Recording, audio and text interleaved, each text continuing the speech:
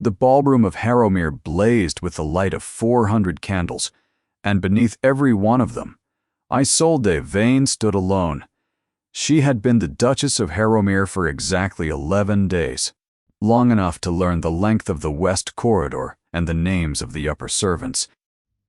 Not long enough to understand why the man who had married her would not look at her across a dinner table, nor speak to her beyond the barest civilities that duty extracted from him like coins from a tight fist. Tonight was to be their first appearance together as husband and wife. The county had come for it. The Ashcrofts, the Merediths, old Lady Penhallow, who had buried 3 husbands and outlived them all with a smile. They had come to see the new Duchess, this quiet girl from a family with an old name and a thin purse, and to decide among themselves whether the Duke of Harrowmere had married beneath him or merely married sensibly. Isolde wore pale silver, the color of frost on a window. Her dark hair had been dressed with small white flowers by a lady's maid who did not yet meet her eyes. She held herself very straight, her hands folded, her face composed into the stillness she had perfected across 2 years of grief and reduced circumstances. She had learned, in that time, that stillness was a kind of armor. If you did not move, people could not see where you had been struck. The Duke stood a little apart from her, as he had all evening. Adjamir Rail, the 7th Duke of Harrowmere, was a tall man with a kind of severe handsomeness that seemed carved rather than born, a hard jaw, a cool gray gaze, black hair that caught no warmth from the candlelight. He was 33, and he wore his title the way other men wore mourning, heavily and without apparent hope of removing it. When the first dance was called, the room turned toward them. It was expected, everyone knew it was expected, that the Duke would lead his new bride onto the floor. It was the smallest of courtesies. It cost nothing. It meant everything to the watching eyes. Isolde felt the attention settle on her shoulders like a weight. She turned to him, and she did what a wife was meant to do. She offered nothing so bold as a hand. She simply looked up at him, and let the question rest in her face. Chadagazamir looked back at her for a long moment, and then, in a voice pitched low, but not low enough, a voice that carried to Lady Penhallow, to the Ashcroft sisters, to the musicians who had already lifted their bows, he said, "I think not." The words fell into a pocket of silence. Isolde did not flinch. That was the thing she would be proud of. Later, in the dark of her own room, she did not flinch. "You mean nothing to me," he said, and each word was quiet and distinct, as though he were remarking on the weather or the quality of the wine. "This marriage is an arrangement. I would ask you not to mistake it for anything warmer. I will not dance with you tonight, nor pretend before these people that I feel what I do not. I trust you are sensible enough to understand." Then he inclined his head, a bow so shallow it was almost an insult in itself, and walked away from her, toward the card room, leaving his wife standing alone at the center of 400 candles and 100 pairs of eyes. The music did not begin. For one dreadful stretching moment, no one moved. Isolde could feel the blush she would not permit herself, the heat gathering behind her sternum, the old familiar want to fold inward and disappear. She had felt it before, in the solicitor's office when the will was read, in the modest room she had taken afterward, in every drawing room where she had once been welcome and was suddenly not. She knew how to endure being made small. She lifted her chin. She looked out at the room, not defiantly, for defiance would have given them a story to carry home, but calmly, as though nothing at all had happened, as though a woman abandoned by her husband in front of the entire county were the most ordinary thing in the world. She would not weep. Tears were precisely what people like these wanted, and she had long ago stopped giving people what they wanted. The whispers began. She could hear them starting at the edges of the room and moving inward like a tide. "Did you hear? Did he actually? Poor creature. Well, what did she expect? A girl with nothing. The Duke has never recovered, you know. Not since." And then, cutting cleanly through the murmur, a voice. "Your Grace." A man had crossed the floor toward her, unhurried, as though the past minute had held no cruelty at all. He was perhaps 40, fair-haired, going silver at the temples, with an open, weathered face and an easy carriage that spoke of a man comfortable in any room he entered. He wore his evening dress well, but without vanity. She did not know him. He bowed, a proper bow, deep and unmistakable, and when he straightened he was smiling at her as though she were the only person present worth the trouble of a smile. "Forgive the presumption," he said, loudly enough that the nearest listeners could hear, "but I have traveled a long way to this county, and I find the company thin and the conversation thinner. You appear to be the single interesting person in this room, and I would count it the great fortune of my evening if you would consent to dance with me." Isolde looked at him. She did not know his name, his purpose, or why he had chosen this moment to appear at her side like something conjured.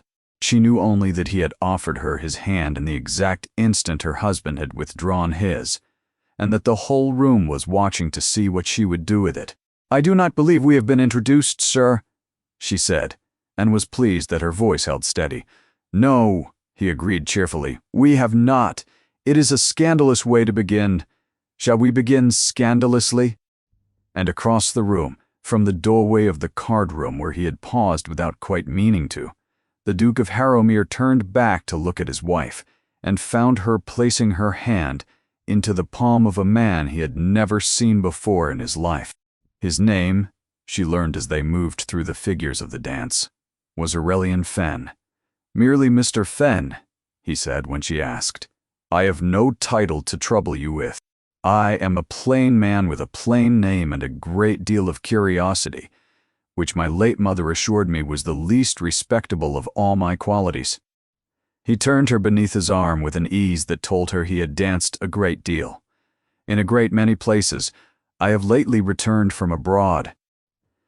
Lisbon, and before that, Vienna, and before that a number of places I am not permitted to name in polite company. I am staying with the Ashcrofts, who are cousins of a sort, and who invited me tonight on the strength of a promise that the evening would not be dull." "And is it not dull?" Isolde asked. "It was," said Mr. Fenn. "Until 11 minutes ago." She did not answer that, but she noted it, the exactness of it. 11 minutes ago was the moment her husband had walked away from her. The dance ended. She expected him to bow and release her, as courtesy demanded, and return her to the solitude that had become her natural state. Instead, when the musician struck up the next air, Aurelian Fenn did not let go of her hand. "The next is mine as well, I think," he said. "Sir, you cannot claim 2 dances in succession. People will talk. People are already talking," he observed mildly. "They have been talking since before I crossed the floor. I have found, in my travels, that if one is going to be talked about regardless, one may as well be talked about for something one has chosen. Dance with me again, your grace. I promise to be diverting." And so she danced with him again. And when that dance ended, he claimed the 3rd. And then, as the evening wore on and the candles guttered lower in their sconces, it became a thing the whole room could not fail to see, that the strange, fair-haired gentleman from abroad had reserved every dance for the Duchess of Harrowmere, and that the Duchess, abandoned by her own husband before them all, was not, after all, to spend the evening alone. It should have scandalized them. In a sense it did. But there is a particular pleasure that a crowd takes in the reversal of a cruelty, and more than one matron who had clucked her tongue at Isolde's humiliation now found herself secretly delighted to watch the Duke's coldness answered by another man's warmth. Lady Penhallow, from her chair by the great fireplace, watched the whole performance with the bright, fixed attention of a woman who had not been so entertained in years. Isolde was no fool. She understood that she was in some manner she did not yet grasp being used, that a man did not single out a disgraced bride for an evening's devotion without a reason, and that Aurelian Fenn's reasons were his own, and as yet invisible to her. She had learned distrust the hard way. She had paid for the lesson with everything she owned. She did not believe in the kindness of strangers. She had stopped believing in it in a solicitor's office 2 years before, and yet there was something in the man's manner that she could not reconcile with mere scheming. He asked her nothing that a schemer would ask. He did not fish for her feelings toward her husband, nor probe at the wound that had been opened so publicly. Instead, he talked, lightly, wonderfully, of Lisbon in the rain, of a duel he had once witnessed between two poets, over a matter of grammar, of a countess in Vienna who kept a menagerie of songbirds, and had wept when one escaped, only to laugh when it returned to her windowsill a week later, fatter and entirely unrepentant. He made her, twice, come very near to smiling. She could not remember the last time anyone had tried. "You are wondering why I am doing this," he said at last, quietly, as the final dance drew toward its close. It was not a question. "I confess I am," said Isolde. "Then I shall tell you the truth, which is a habit of mine, and has caused me no end of difficulty." His face for just a moment lost its lightness, and beneath it she glimpsed something older and more serious. "I knew your father, your Grace, some years ago, in another country, under other circumstances." He turned her gently through the final figure. "And when I saw how you were treated tonight, and by whom, I found I could not stand at the edge of the room and watch it. Your father would not have forgiven me, and I have few enough friends left among the dead to disappoint another." Isolde's steps faltered, only slightly, only for an instant, but he caught it and steadied her and gave no sign that he had noticed. "You knew my father," she repeated. "I did," said Aurelian Fenn. "Rather better, I suspect, than you know yourself." The music ended. He bowed over her hand. "But that is a conversation for another evening, and not for a room with this many ears. Good night, Your Grace. You dance beautifully, and you endure beautifully, which is the rarer accomplishment by far." And he was gone, melting into the crowd toward the Ashcrofts before she could ask him the dozen questions that had bloomed in her chest like something painful and green.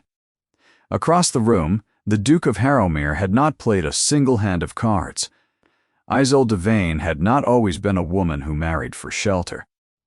She lay awake that night in the great cold bed of the Duchess's chamber, a room that connected by a door she had never once heard open, to her husband's, and let herself remember, as she rarely permitted herself to do, the person she had been before. She was the only daughter of Sebastian Vane, and once, that name had meant something. Not wealth. Precisely, the Vanes had never been rich in the way the Rails of Harrowmere were rich, but distinction of a kind that money could not buy and could not quite purchase entry into. Her father had been a cartographer and a scholar of some renown, a maker of maps and a collector of the instruments of navigation, a man who corresponded with academies in 3 countries, and who had once, in his youth, sailed further east than any Englishman of his acquaintance, and come home with charts that hung now or had hung, before everything, in the great houses of men who wished to seem learned. He had raised her alone, her mother having died when Isolde was small, and he had raised her strangely by the lights of the world. He had taught her, not merely the accomplishments a gentlewoman was meant to acquire, the pianoforte, the watercolors, the smattering of French, but real things. He taught her to read a map and to draw one. He taught her the names of the stars and how a man alone on a dark sea might find his way home by them. He taught her the trick of longitude which had cost cleverer men their sanity, and he taught her to keep accounts, and to read a contract with a suspicious eye, and to trust her own mind above the opinions of men who would tell her what a woman's mind was for. "You will not always have me," he had told her once, when she was perhaps 15, and had complained of the tedium of her sums. "And when I am gone, Isolde, the world will try very hard to convince you that you are helpless. I intend to make it impossible for you to believe them." He had not known how prophetic he was. He had not known that within 2 years he would be dead of a fever taken on his last voyage, or that his estate, the house, the instruments, the priceless charts, the modest fortune he had put by for her, would be swallowed whole by the machinery of a law that did not recognize a daughter's claim when a closer male relative could be produced. The relative had been produced, a cousin of her father's, a man named Osric Thorne, who arrived at the funeral with a document no one had seen before and a manner of grieving that fooled everyone but Isolde. Within the month he held the house. Within the season he had sold the charts and the instruments to a buyer he would not name, dispersing her father's life's work to the four winds, and had settled a small and humiliating allowance upon her with the air of a man performing a great charity. She had protested. She had gone to the law. And she had discovered, as so many women before her had discovered, that the law was a house built by men, for men, and that a clever daughter with no fortune and no husband was simply not a person the house was built to shelter. So she had done the one thing left to a woman in her position. When the Duke of Harrowmere, a man she had met precisely twice, a man whose estate marched alongside a property her father had once surveyed, made his cold and businesslike offer, she had accepted it. She knew what she was.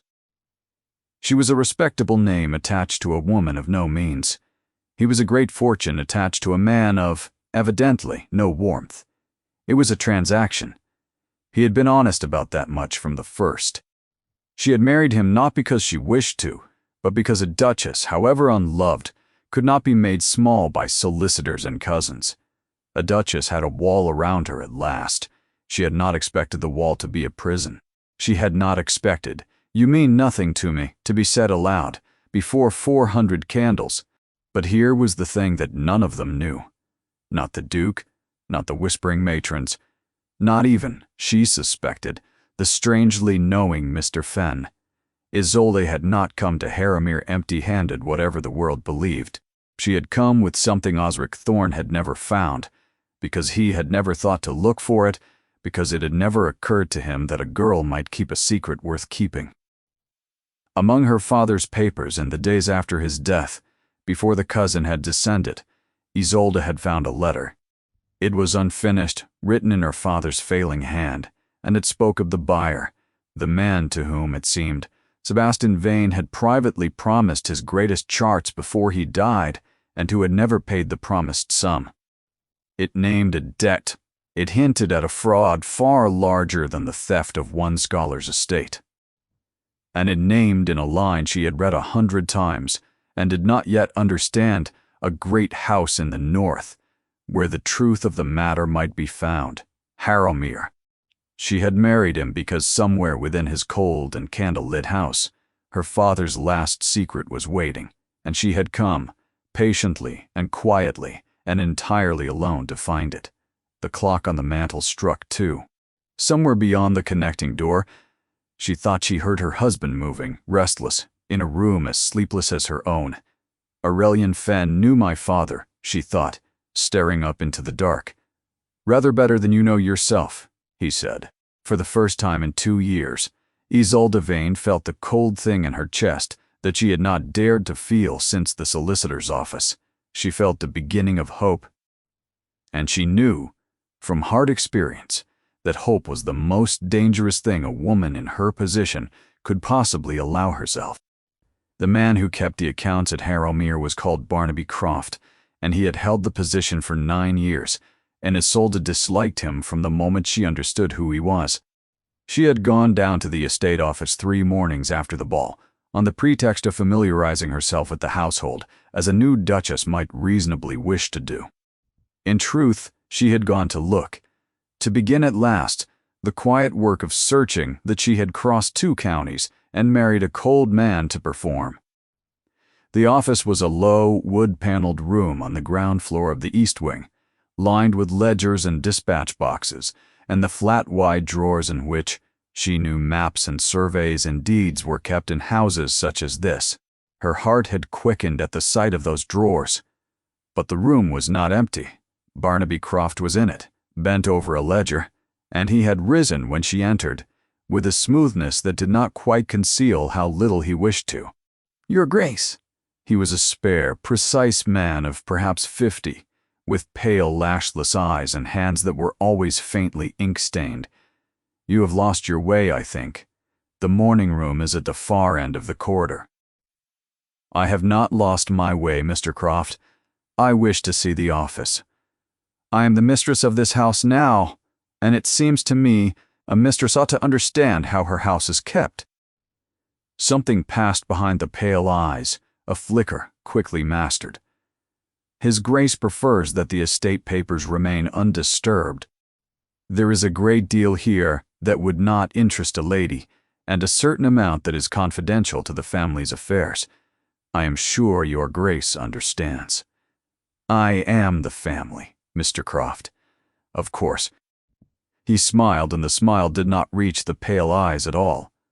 "Of course you are, and yet His Grace was most particular. I should not like to disoblige you, your Grace, but I should like even less to disoblige him.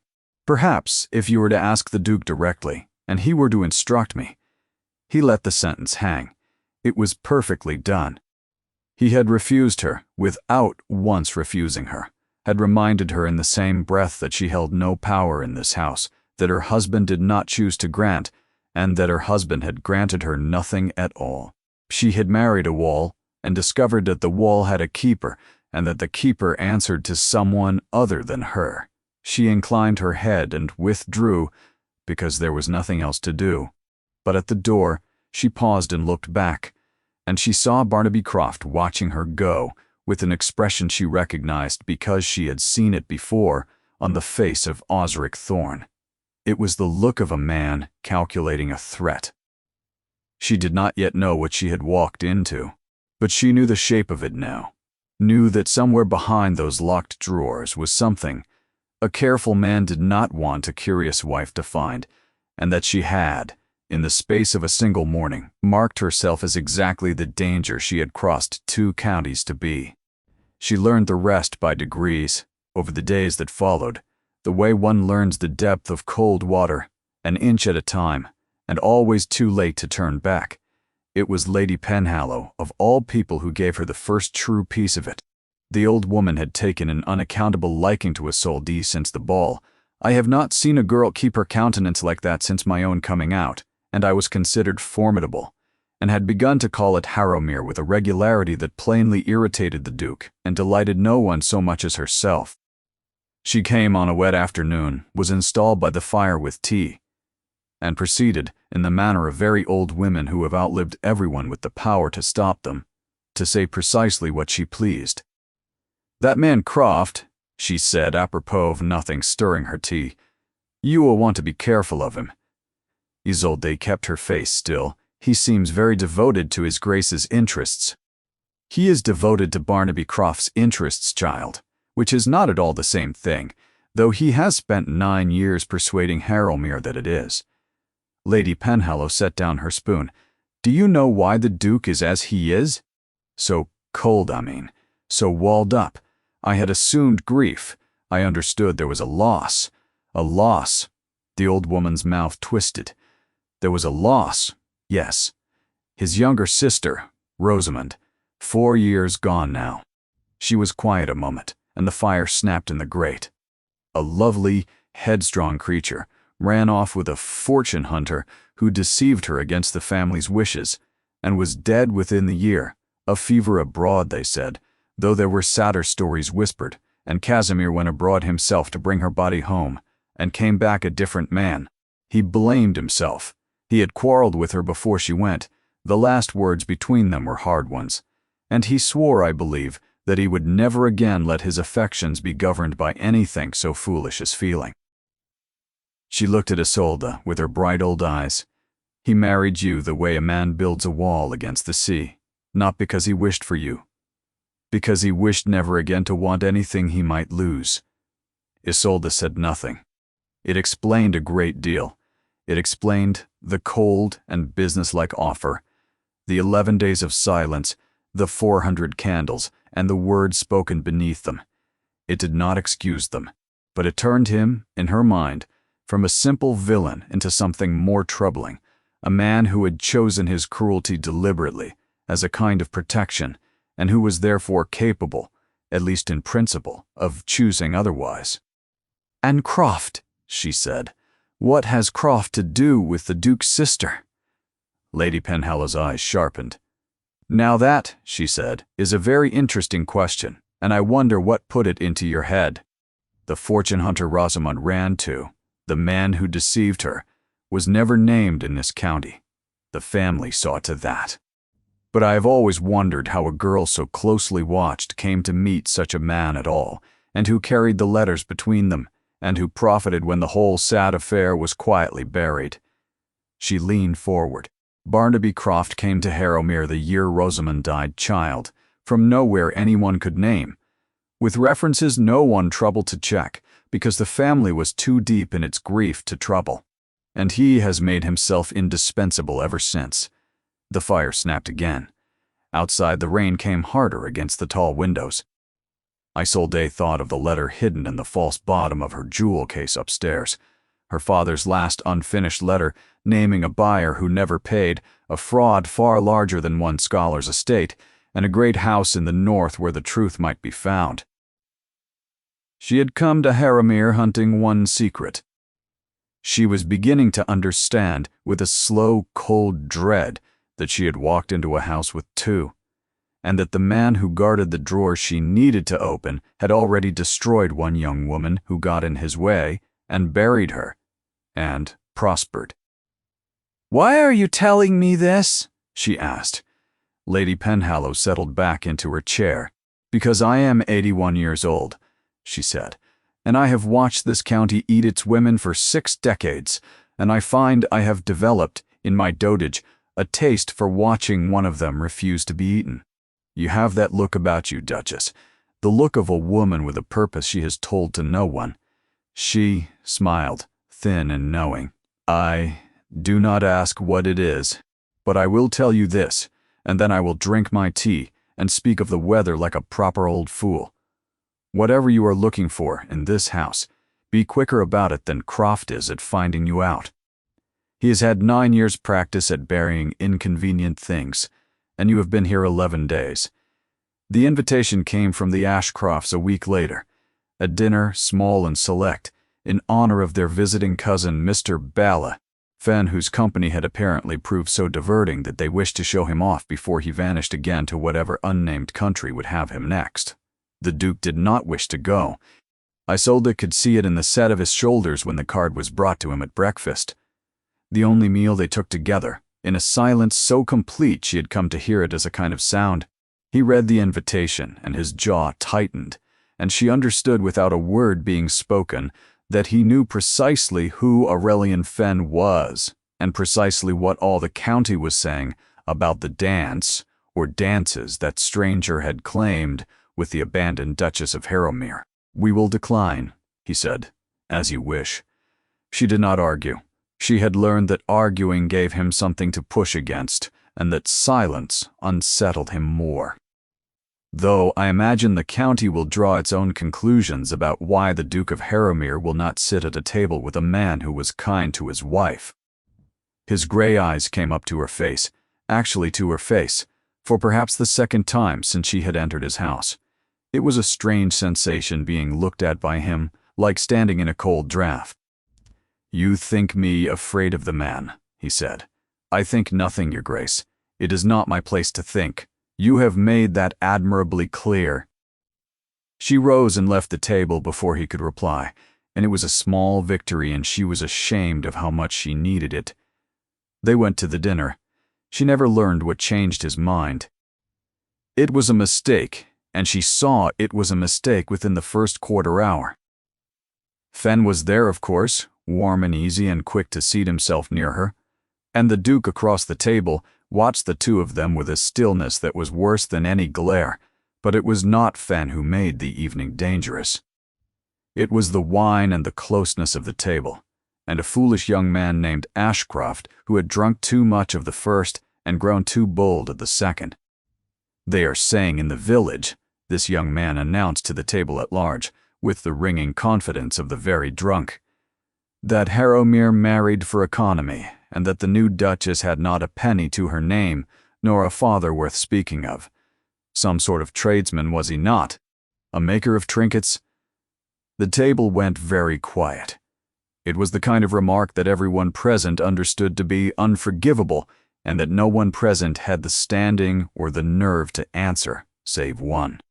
Isolde felt the old heat gather behind her sternum. She thought of her father, who had sailed further east than any Englishman of his acquaintance, who had taught her the stars, who had died believing he had provided for her. A maker of trinkets. She had it in her to answer this boy.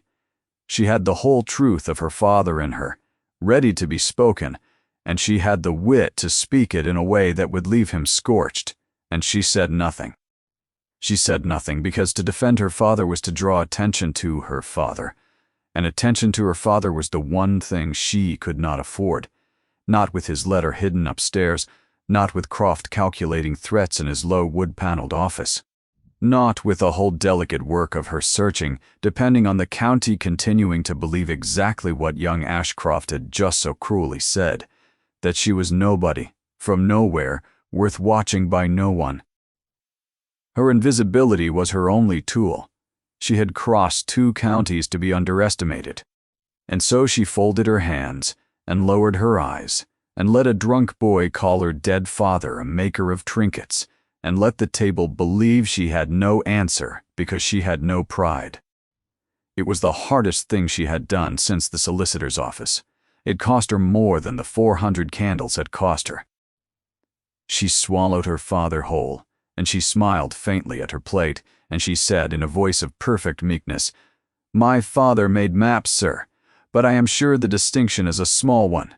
It was Fen who saved the moment, who laughed and turned the boy's cruelty aside with some easy remark about the uselessness of maps to a man who could not find his own way home from the port, and at the table laughing with him within the minute, at young Ashcroft's expense rather than hers. She was grateful, but she did not need saving, and that was not the thing that mattered about the evening. The thing that mattered was that the Duke had watched her do it. He had seen the heat rise in her and seen her master it.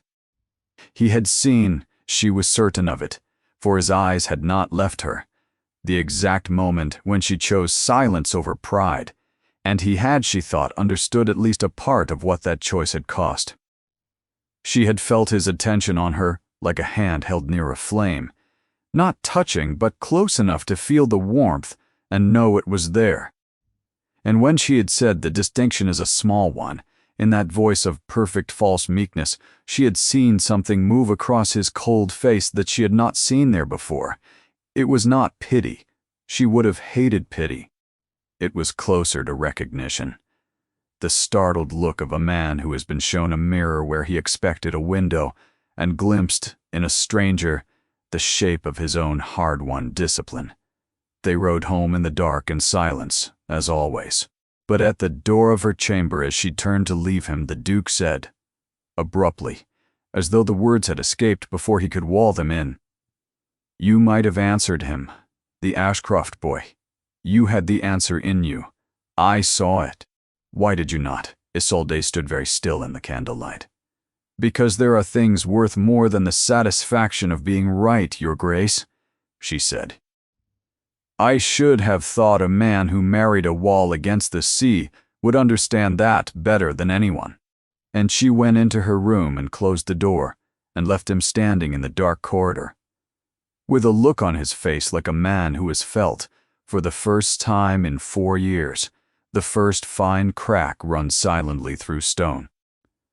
Casimir Rail did not sleep that night, and he was honest enough with himself, in the small hours, to know why. A wall against the sea. She had thrown Lady Penhallow's phrase at him, for it could only have come from Lady Penhallow, that dreadful, delightful old woman who saw everything and forgot nothing, and it had struck him precisely where he was least armored, 'cause it was true. He had built himself against feeling the way a man builds against the tide, stone on patient stone, since the day he had carried his sister's coffin down a gangplank in a foreign port, and sworn he would never again love anything the world could take from him. He had thought the wall was strength. He had been proud of it. And in a single sentence, his unwanted wife had named it for what it was. A fortification raised by a frightened man, and had done it not in cruelty, but in a kind of weary understanding, as though she knew the architecture of such walls because she had built one of her own. He rose before dawn and went down to the library, the great cold two-story room where he passed most of his waking hours among the maps and the ledgers and the silence he had once found restful and now increasingly did not. He stood at the tall window and watched the gray light come up over the park, and he made himself do the thing he had spent 11 days refusing to do. He made himself think about his wife. He had married her for reasons he had believed to be entirely rational. She was well-born but poor, which meant she would be grateful and undemanding. She had no family to speak of, which meant no importuning relations. She was quiet, which he had taken for dullness, and plain, which he had taken for safety. A man could not lose his head over a plain, dull, grateful woman, and Casimir had wanted above all things never again to lose his head. He had told her the truth on the day he offered for her, that it was an arrangement that he would give her his name and his protection, and nothing warmer, and that she would be wise not to hope for more. She had accepted, with a composure he had found, at the time, reassuring. He had not troubled to wonder what a woman must have endured to receive such an offer with composure. He was wondering now, for she was not dull. That was the fact that had lodged in him at the Ashcrofts' table and would not be dislodged. A dull woman did not master her own fury the way Isolde had mastered hers. A dull woman had no fury to master. He had watched her swallow a cruelty that would have sent half the county's ladies into hysterics or high dudgeon, and he had watched her do it not because she lacked spirit, but because she had judged, coolly and instantly, that silence served her better than the truth, and he who had built his whole life on exactly that calculation had recognized a fellow practitioner. There are things worth more than the satisfaction of being right. He had married. It seemed a woman as disciplined in her endurance as he was in his coldness, and neither of them had known the other for what they were. And there was more, which troubled him further. You had the answer in you. I saw it. He had said that, which meant he had been watching her closely enough to see the answer rise and be swallowed, had been watching her, in fact, all evening, and not, as he had told himself, out of concern for what the county was saying about Fen. He had been watching because he could not stop. The man Fen was the thing he liked least to examine. Dax Casimir had made inquiries, quiet ones through channels of his own that did not run through Barnaby Croft, and had learned little except that Aurelian Fen was precisely what he claimed to be, and also somehow more. A man who had been everywhere and owned nothing, who was received in the best houses of 3 countries on the strength of charm and mystery alone, and who had, for reasons no one could name, chosen to make the abandoned Duchess of Harrowmere the object of his entire and public devotion. Casimir told himself his interest in the man was proper suspicion, the natural wariness of a husband whose wife was being courted before the whole county. But it was not suspicion that had kept him from the card table on the night of the ball. It was not suspicion that had made him watch from the doorway as his wife placed her hand into a stranger's palm because her own husband had refused to offer his. That had been something else, something hot and unwelcome, and entirely beneath the dignity of a man who felt nothing. He had refused to name it then. He made himself name it now, alone in the gray library at dawn, because he had begun to suspect that the walls a man refused to look at were the walls most likely to fall on him. It had been jealousy. He, who had sworn to want nothing, had stood in a doorway and wanted his wife to look at him. The realization was so unwelcome that he actually turned from the window as though he might walk away from it, and found himself facing instead the long wall of flat map drawers where his family's surveys and deeds and the accumulated documents of 2 centuries were kept, the drawers that Croft managed, that Croft kept the keys to, that Croft had reminded him only last week ought to remain undisturbed and away from a curious wife's attention. His Grace was most particular, Croft had said the new Duchess had been told. Casimir had said no such thing. He had never given Croft any instruction concerning his wife at all. He stood looking at the drawers for a long time. He was still standing there when a footman came to tell him, with the particular hushed urgency that servants reserve for genuine trouble, that Mr. Treadle Croft wished to speak with his Grace at once, on a matter of some delicacy touching the Duchess. A matter, the man said, that Mr. Croft judged his Grace would very much wish to hear before it went any further. And Casimir Rail, feeling the first fine crack in the wall widen into something he could no longer pretend not to see, said, "Send him in." Barnaby Croft came into the library with a folded paper in his ink-stained hand, and grief arranged upon his face like a garment put on for the occasion. "Your Grace, I would not trouble you were the matter not serious." He held out the paper. This was found among the Duchess's effects, by a chambermaid in the course of her ordinary duties. I would not have you think anyone was set to spy, but the girl brought it to me, not knowing what to make of it. And I confess I did not know what to make of it, either, save that it named this house, and named it in connection with a fraud. Casimir did not take the paper at once. He looked instead at the man holding it, at the pale, lashless eyes, the carefully mournful mouth, the hand that did not quite tremble, and he thought of everything Lady Penhallow had contrived to let his wife overhear, and his wife had contrived, he now suspected, to let him half notice. A chambermaid, in the course of her ordinary duties, does not go into a duchess's jewel case and find the false bottom of it. Someone had searched.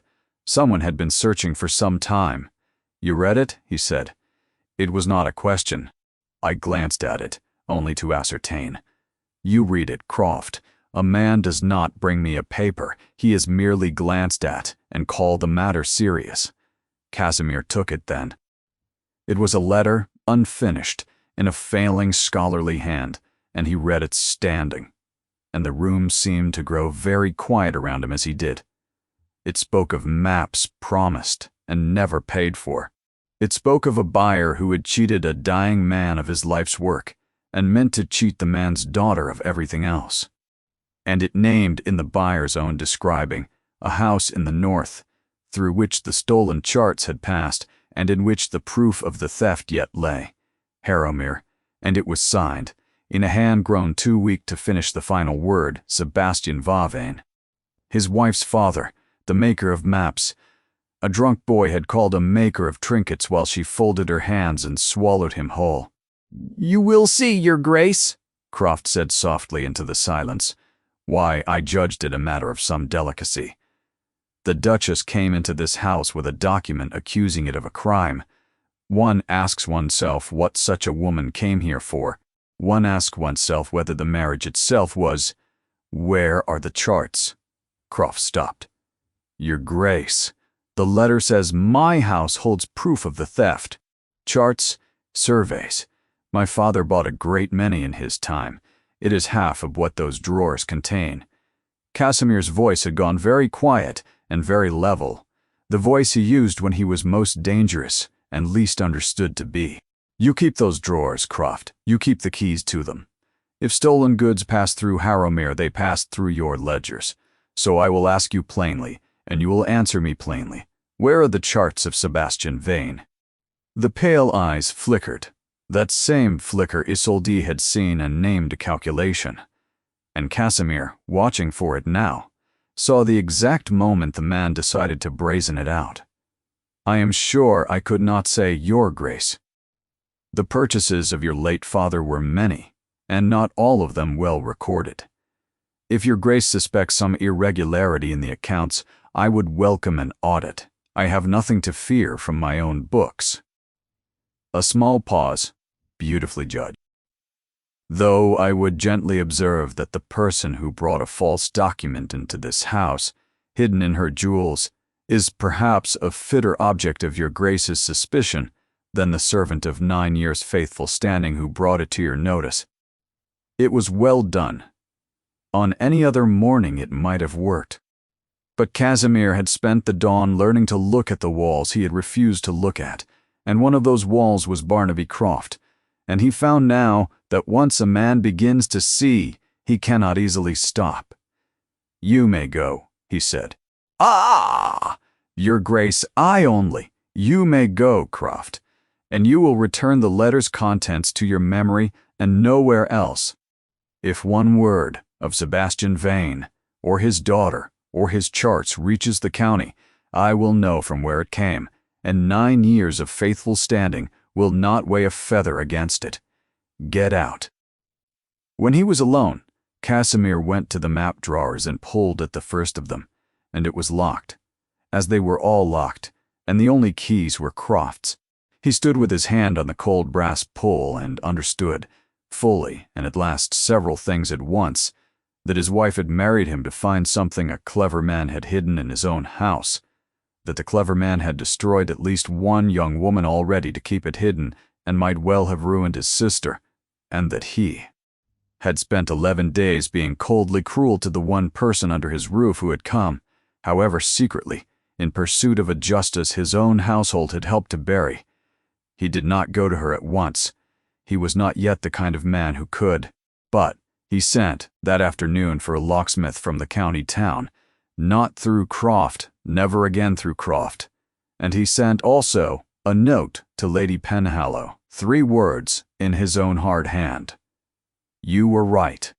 The old woman came the next morning, and she found the Duke waiting for her in the library, and she looked at his face and set down her stick and said, "Ah, so you have begun to see her." She lowered herself into a chair. "It took you long enough, child. That poor girl has been drowning in plain sight since the night you left her under all those candles, and half the county saw it, and only a stranger from Lisbon had the decency to reach for her." She fixed him with her bright old eyes. "I will tell you what I told her, since you are finally in a state to hear it. You did not marry a wall against the sea, Casimir. You married a woman who has already survived the flood you are so terrified of. She lost everything: her father, her fortune, her name, her place in the world, and she did not drown. She learned to swim in cold water, which is more than you have ever done. You built your wall and hid behind it and called it strength. She had her wall torn down by thieves and walked out into the storm and is still walking. If you had the sense God gave a goose, you would stop guarding yourself against her and start asking what it might be like to stand beside someone braver than you are." Casimir was quiet a long moment. "She came here to use me," he said. "The marriage was a means. I was a wall to hide behind while she searched my house. And you married her to have a grateful, dull, undemanding creature who would never trouble your frozen heart," Lady Penhallow returned, without mercy. "You used each other, the pair of you, and you have both been punished for it with 11 days of misery. And now you have a choice. You can go on being used and using and die behind your wall, a cold rich man that no one weeps for. Or you can go to that girl and tell her the truth, that you know what she came for, that you mean to help her get it, and that somewhere in the last fortnight you stopped wanting her to be dull." She retrieved her stick and thumped it once against the floor. "Grief kept too long turns to stone, Casimir. I have watched it turn you to stone for 4 years. That girl is the first warm thing to walk into this house since we buried your sister. Do not, I beg you, be fool enough to freeze her too." We'll pause here for just a moment. If these stories move you, and you'd like to be here for the next one, do consider subscribing. It means more than you know, and it costs you nothing but a moment. Now, back to Harrowmere, where a locksmith is on the road, and a duke has a truth to tell his wife. But Isolde did not know a locksmith was on the road, nor that her husband had turned. She knew only that her letter was gone. She discovered it that same afternoon, went to the jewel case as she did most days to reassure herself by touch that her father's last words were still there beneath the false bottom, and found the false bottom lifted and the letter gone. For a long moment she could not breathe. Everything she had risked, the cold marriage, the 2 years of patience, the whole delicate architecture of her searching, rested on that single unfinished page, and it was gone, which meant someone had found it, which meant someone knew what she was and why she had come. Croft. It could only be Croft. And if Croft had it, then Croft had taken it to the Duke, and the Duke now knew that his despised wife had married him to rob his own house of the proof of a crime, and the kindest thing that could follow from that was quiet dismissal, and the unkindest did not bear thinking of. She had seen the pale calculating eyes. She had heard Lady Penhallow. 9 years' practice at burying inconvenient things. A woman had been buried by this house before. Isolde understood, with the cold clarity that had served her since the solicitor's office, that she was now the inconvenient thing. She had one night, perhaps not even that. Whatever proof lay in the map drawers, she had to reach it before Croft could destroy it, or before the Duke could act on what he now knew, because a stolen letter could be dismissed as a forgery, but the charts themselves, her father's actual charts, in this house's own drawers, catalogued in this house's own ledgers, if she could lay her hands on even one with her father's mark upon it, she would have the thing no solicitor and no cousin and no cold Duke could argue away. And if she could not, she would have nothing and be nothing, and have crossed 2 counties and married a wall for nothing at all. She waited until the house was asleep. She had learned its rhythms in her weeks of watching. The hour the last footman banked the fires, the hour Croft's light went out in the east wing, the deep still hour after, when Harrowmere belonged to no one. She dressed in dark gray. She took no candle. She had counted the doors and the turnings until she could walk them blind, and a candle in a window was a confession. She went down the servants' stair on the sides of her feet where the treads did not sing, and through the cold stone passages to the library, and she eased the great door open and slipped inside, and stood a moment, letting her eyes drink what little light the bank fire gave. The map drawers were locked. She had known they would be, but her father had taught her more than the stars had taught her laughing, in another life. The trick of a simple lock, because a scholar must sometimes get into his own cabinet when a servant has mislaid the key, Isolde, and it is a great deal cheaper than a locksmith, and she had brought 2 thin pins twisted from her own hair, and she knelt at the first drawer in the red dark, and set to work with hands that shook only a little. The lock was old and stubborn and did not want her. She felt the pins slip and reset them, and felt the sweat start at her temples despite the cold. Time stretched and thinned. Somewhere in the house a board settled with a sound like a footfall, and she froze with her heart slamming, and waited an eternity for the sound to become a man. And it did not, and she breathed again and bent again to the lock. There. The mechanism gave, with a small iron sigh, and the drawer slid open, and she was looking at maps, dozens of them, laid flat and interleaved with tissue, and her breath came short as she lifted the tissue and searched the corners for the small precise mark her father had used to sign his work. A compass rose, no larger than a thumbnail, drawn in his own hand. She found it on the 4th sheet, a coastal survey of a shore. She did not know, beautiful and exact. And there in the lower corner the compass rose, and beneath it in the failing hand, she would have known anywhere. Vain, his hand, her father's work. In this house's drawer, the proof, at last, in her 2 hands, and behind her, from the dark by the cold fireplace, a floorboard creaked under a deliberate foot, and a man's voice, not Croft's, deeper and terribly quiet, said, "I had rather hoped to reach you before you had to do that alone." Isolde came to her feet with the chart pressed to her breast and her back to the drawers, and she did not scream, and she did not weep, and the fact that she did neither seemed to strike the tall figure by the fireplace as much as her presence struck her. "Your Grace," she said, her voice held. She had schooled it for 2 years to hold. "You need not have troubled yourself to catch me at it. Mr. Croft has surely told you what I am. You might have had me put out this morning and spared us both the theater. Croft has told me a great deal." Tagnazamir moved and struck a light and set it to a lamp so that the warm glow bloomed up between them, and she could see his face at last. It was not the cold face of the ballroom. It was drawn and sleepless, and it held an expression she had never once seen him wear. Very little of it was true. He brought me a letter he had stolen from your rooms and asked me to believe you a fraud. I have spent the day discovering, instead, that he is one." He looked at the chart in her arms. "That is your father's." "It is." She lifted her chin. "And it is stolen from a dying man, and hidden in your house, and I mean to prove it, whatever it costs me.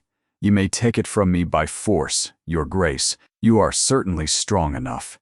But you cannot make me stop knowing what I know, and you cannot bury me quietly, whatever this house has managed before. People know I am here. A stranger from Lisbon knows my father's name. Old women talk. If I vanish, it will be noticed." Something crossed his face, not anger. Something that looked almost like grief. "You think I mean to bury you," he said slowly. "As Croft buried the others. As this house buried my sister." He set the lamp down on the desk, and he did the thing she was least prepared for. He stepped back from her deliberately, putting distance between them, as a man does who understands that he frightens someone and wishes not to. "Duchess, I have done you a great many wrongs in the little time you have been under my roof, and I will not compound them by letting you stand there in the dark believing I am a murderer. I did not come to take that chart from you. I came to help you find it. There is a locksmith arriving at dawn. I sent for him yesterday, before I knew about your father. Because I had already begun to suspect what Croft was keeping in drawers, he would not let me open in my own house. It seems you have saved us both the wait." She did not lower the chart. She had been lied to before, gently and well, by men who wanted things. "Why?" she said. "You told me I meant nothing to you. Before 400 people you said it. Why would you help me now?" "Because it was not true." The words came out of him roughly, as though they cost him, and she understood suddenly that they did, that she was watching a wall come down stone by stone, and that it hurt him to pull it. "I said it because it was safe to say. I have made a practice, these 4 years, of feeling nothing, because the last thing I let myself feel was love for my sister, and I quarreled with her, and she died abroad with hard words between us, and I swore I would never again want anything the world could take from me. So I married a woman I believed to be dull and grateful and safe, and I stood you under those candles, and I was cruel to you on purpose, because you were not dull, and I had felt it already, and it frightened me." He drew a breath. "And then I watched you swallow your own father whole at the Ashcroft's table, rather than risk your purpose. And I understood that I had married the one person in England who had already survived the thing I have spent 4 years hiding from. You are not a wall against the sea, Isolde. You are someone who was thrown into the sea and swam. I have been ashamed of myself since dawn, and I expect I will go on being ashamed for a long while, and I find I do not care so long as you let me help you." The lamp flame stood straight and still in the quiet room. Somewhere the mantel clock ticked, and Isolde Vane, who had not let herself be seen by anyone in 2 years, who had folded her hands and lowered her eyes and made herself invisible as the price of survival, stood in the warm light with her father's chart against her heart and felt the cold thing in her chest, the dangerous thing, the hoping thing. "You read the letter," she said unsteadily. "You know what he was, what he did. I know he made maps that hang in the great houses of men who wish to seem learned. I know a drunk boy called him a maker of trinkets and you let him, and it must have been like swallowing glass." Casimir took one step toward her. Only one. "Read it to me," he said, and gestured at the chart, the survey. "Tell me what I am looking at. I have owned this house all my life, and I never once knew what my father bought or from whom. Teach me to see it." And so, absurdly, in the dead of night in the library, that had been the object of all her scheming, the Duchess of Harrowmere unrolled her father's stolen chart under the lamp and taught her husband to read it.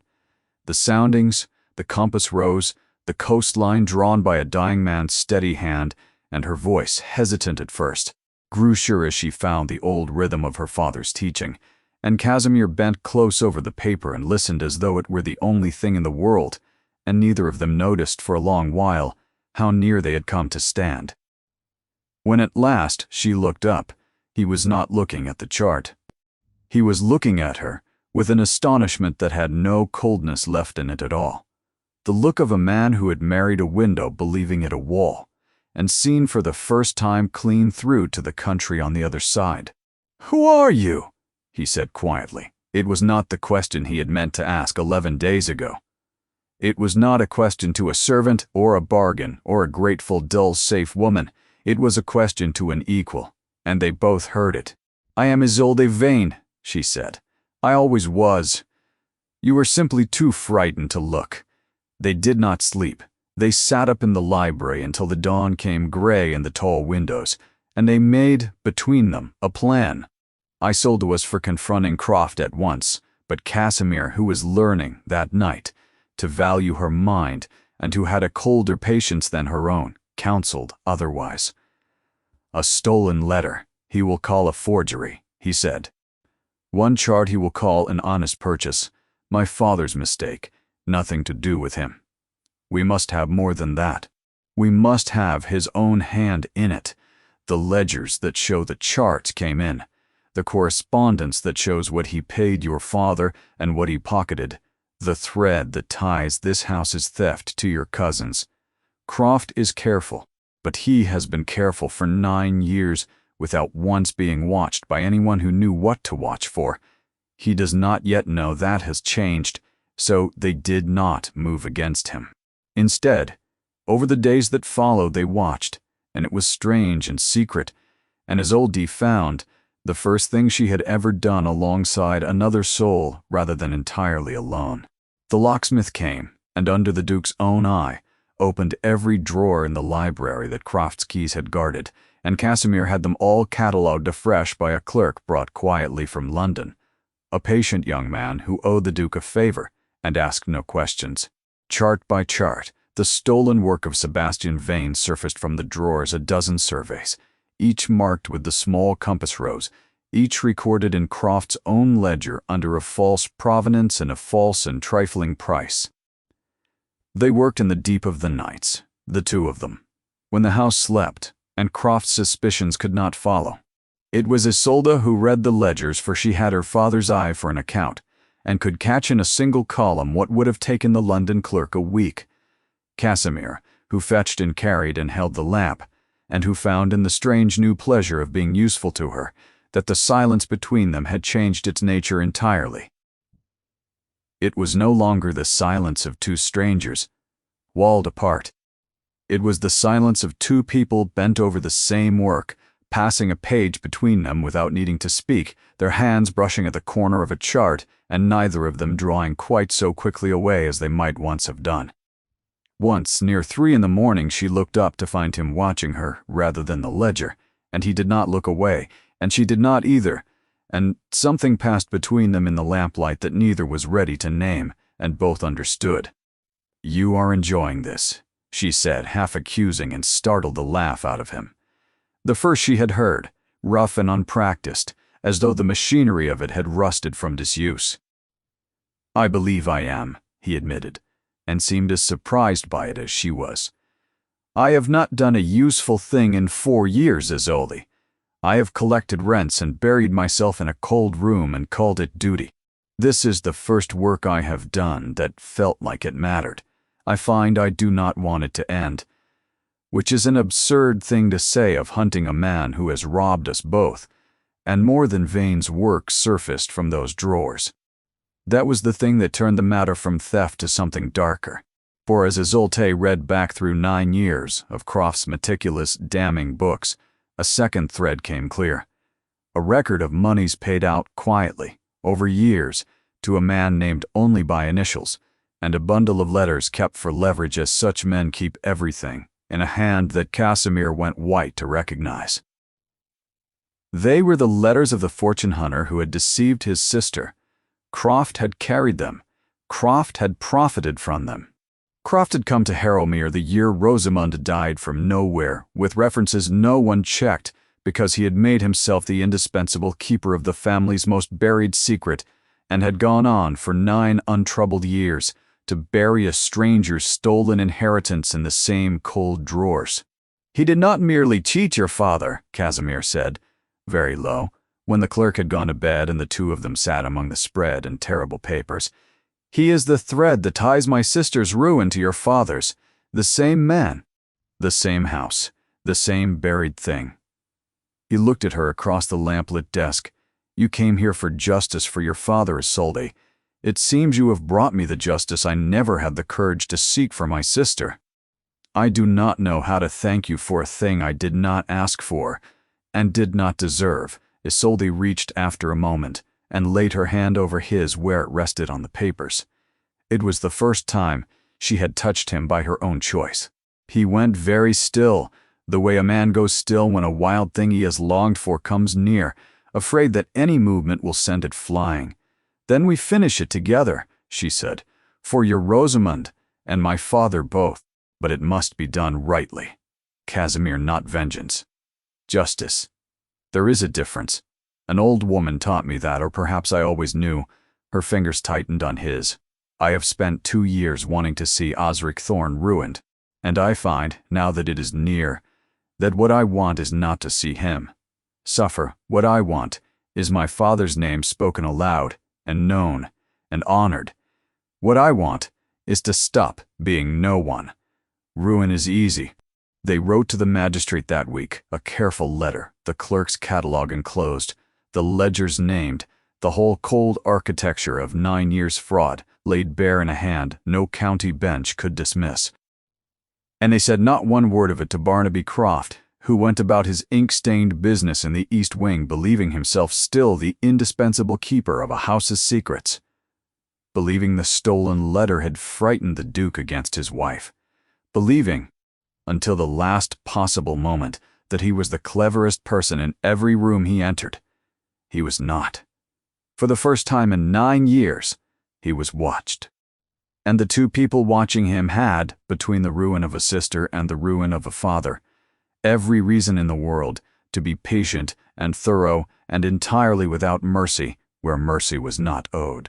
The magistrate came to Harrowmere on a bright, hard morning 3 weeks later, and he did not come alone, and he did not come quietly, and that was by the Duke's design.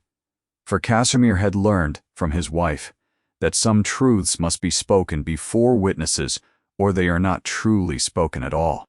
They were assembled in the great library, the magistrate, Sir Hollis Merrick, a heavy, shrewd man who had known Casimir's father, 2 constables at the door, Lady Penhallow, who had refused with magnificent rudeness to be excluded. "I have waited 81 years to watch a wicked man get his deserts in a well-lit room, and I shall not be sent to wait in a parlor."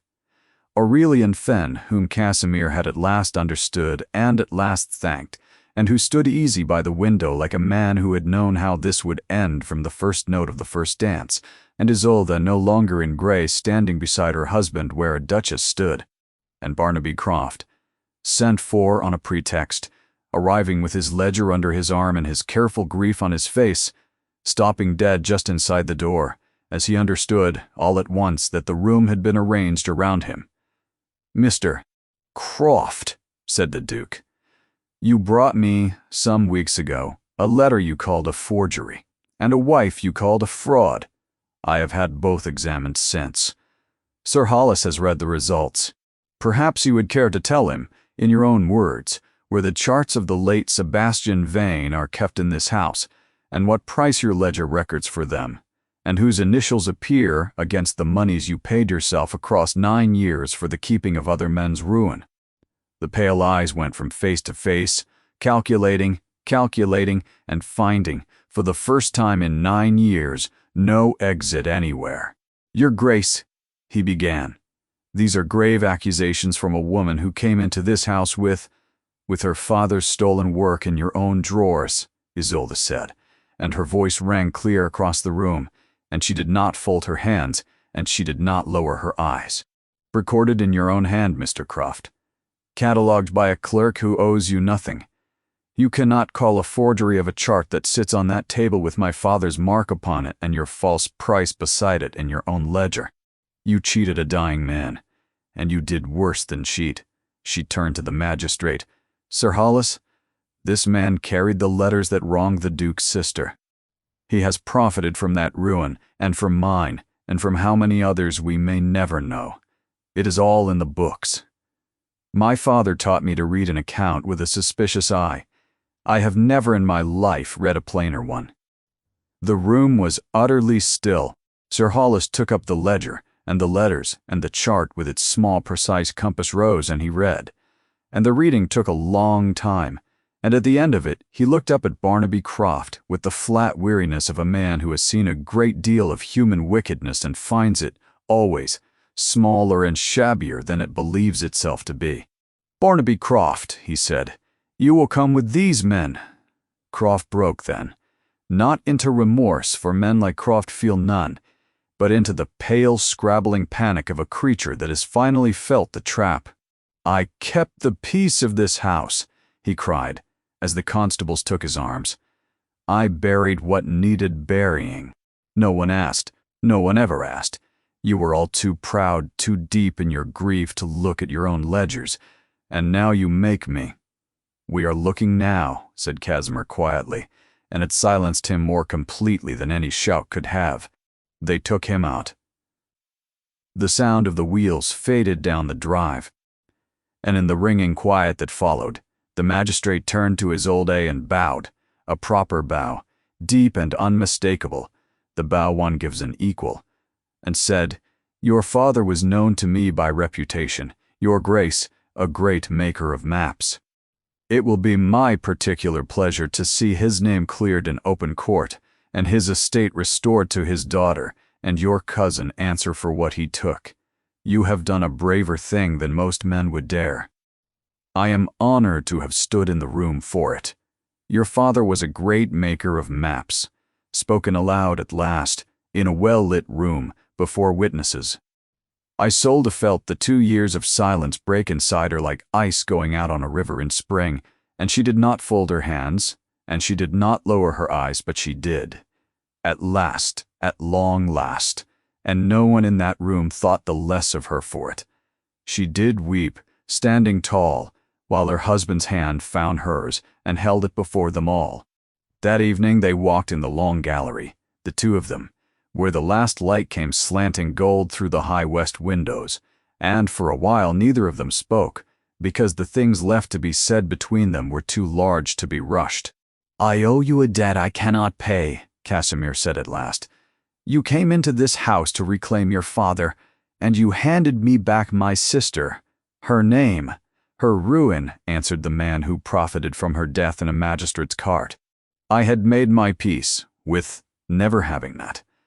I had decided grief was a debt one, simply carried, and a woman I was cruel to on purpose carried it out of my own drawers in the dead of night and never once asked me to thank her." He stopped and turned to her in the gold light. "I said you meant nothing to me. It is the falsest thing I have ever said, and I said it before 400 people, and I have been trying for weeks to think how a man unsays such a thing. I do not believe there is a way. I believe I can only try to spend a very long time being the opposite of it, if you will let me." Isolde looked at him, at the hard, handsome face that had learned in a few short weeks to hold warmth without breaking. "You know I married you to use you," she said. "The letter, the house. I never pretended to myself it was anything else. I married a wall to hide behind while I robbed it. You are entitled to hold that against me, as much as I hold the candles against you. We used each other," he said, and there was the ghost of a smile in it. "Two frightened people who had each survived a flood, hiding it from one another behind arrangements and coldness.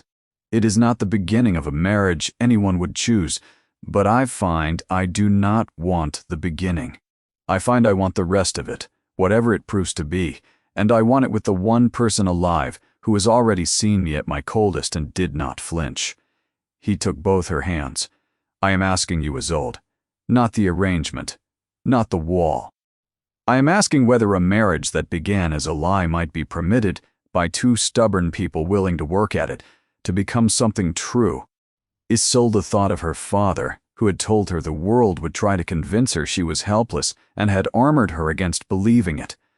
She thought of 2 years of folded hands and lowered eyes and swallowed glass. She thought of the cold thing in her chest that she had cracked open in the lamp-lit library and had not after all been destroyed by. "My father told me never to let anyone convince me I was helpless," she said. "He never thought to warn me against letting someone convince me I was loved.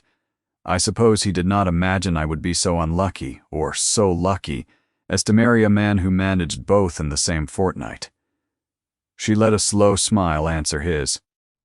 "Yes, Casimir, the rest of it, all of it, truly this time, for both of us." He did not sweep her up. It was not his way, and she would not have known him if he had. He simply lifted her hands and pressed them, and stood with her in the last of the gold light. Two guarded people who had each spent years refusing the very thing they most wanted, and finding it, now, in one another, and finding it, after all, not the danger they had feared, but only warmth and welcome and home. A year later, spring came to Harrowmere in earnest, and the great cold house was not cold any longer. The change had come by degrees, the way thaws do. The library, which had been Casimir's frozen sanctuary and the object of his wife's long scheming, was now the warm, bright heart of the house, for Isolde had made it hers in the way her father would have understood, filling it with light and order, and had begun with the estate's blessing and a scholar's joy. The great work of cataloging the charts that had been recovered, her father's surveys restored to her by the court, hung now in honor, and Casimir's grandfather's collection brought back to life beside them. Sebastian Vane's name had been cleared in open court, as Sir Hollis had promised. Osric Thorne had answered in court for what he took, and Isolde's own inheritance, the modest house in the south, the fortune her father had so carefully put by, had come back to her at last. She had wept over the deed when it came, and then, being her father's daughter, had read every line of it with a suspicious eye, and found it this time honest. Barnaby Croft had been tried and transported.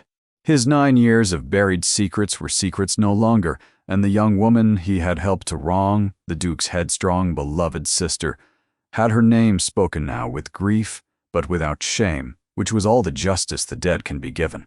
Aurelian Fenn had stayed the winter and then gone, as such men do, to some new unnamed country, but not before he had told Isolde, the last of what he knew of her father, the man he had befriended abroad, in another life, and grieved. "He would be proud of you," Fenn had said at the door, with his easy-weathered smile gone gentle. "Not that you got it all back, that you never once believed you deserved to lose it." And then he had bowed his proper bow, and been gone, and Isolde had understood that some kindnesses are simply that, and need no darker reason after all. Lady Penhallow came still, every week, and sat by the fire, and took an old woman's ferocious satisfaction in the thing she had helped to make. "I told him," she informed Isolde, "at least once a visit. I told that frozen boy he had married the first warm thing to walk into this house in 4 years. He did not believe me. Men never do, but I was right, and I intend to remind him of it until I die, which I have no immediate plans to do." And Casimir had thawed. The severe black coats gave way to easier things. The lines of old grief about his eyes softened, and more often now, gathered instead into the fine creases of a man learning, late and gladly, to smile. He walked with his wife in the mornings through the waking park, and he learned from her the names of the stars which his own great education had somehow never troubled to teach him, and on clear nights they would stand together on the terrace while she showed him how a man alone on a dark sea might find his way home. "Oh, you found your way home," he said to her once, on such a night, the spring stars wheeling cold and bright above the great warm house, across 2 counties and into a stranger's freezing marriage, chasing a dead man's letter, and you dragged me home with you, though I fought you the whole way." "You did fight me," Isolde agreed, leaning into the warmth of him. "You were very good at it." "You mean nothing to me. 400 candles. I shall never live it down." "No," she said, and he heard the smile in it. "You shall not. I intend to remind you of it until I die also. Lady Penhallow and I are quite agreed on the matter, and neither of us has any immediate plans to oblige you by stopping." He laughed. A real laugh, the sound of it still strange and precious in that house that had forgotten the sound of laughter for so long, and drew her closer under the wheeling stars, and neither of them spoke for a while, because they did not need to. The silence of Harrowmere had been filled at last, not with the loud triumph of vengeance, nor the noise of a wound finally closed, but with something quieter and far more durable, the settled breathing peace of two frightened people who had each survived their own flood. That the safest wall against the sea was simply another person who had learned to swim.